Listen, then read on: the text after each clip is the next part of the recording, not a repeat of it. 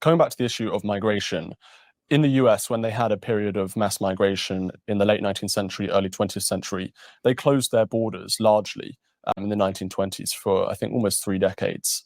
Do you think Britain should do the same? Pretty much.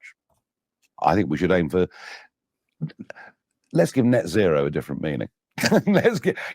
People are always going to come and go, and we are a country that's engaged in international trade, and we have relationships around the world through the Commonwealth, etc.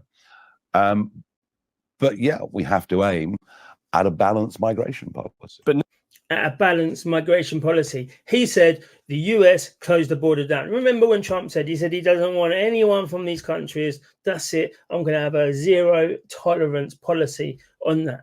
Close down the borders. I say we need to close the borders fully for a little while. You know, it's debatable what time, how long. I'd say the longer the better, personally, whilst we can get stock of what we've got in the UK, but that's a different story.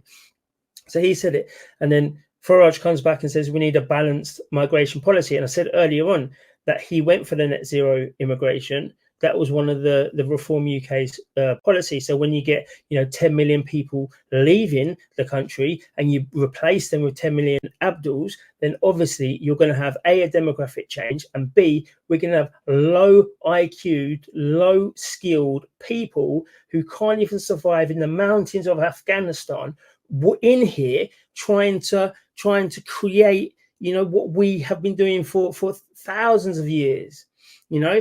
How long have we had roads and transport systems and things like that? These people need China to come in to build the infrastructure, yet they're supposed to be coming here to the UK when we have got to them. I don't think at the moment it's high technology, but to them it's going to be a much higher technology, and they've got to try and maintain it. It's like Ukraine. Oh yeah, they're getting all these long weapons, the Storm Shadow missiles. They can't work it. They don't know how to work it. So effectively, when we're saying they can fire into Russia, what they're saying is there are NATO soldiers who are able to use the Storm Shadows that are firing them in there. Come on, people. Anyway.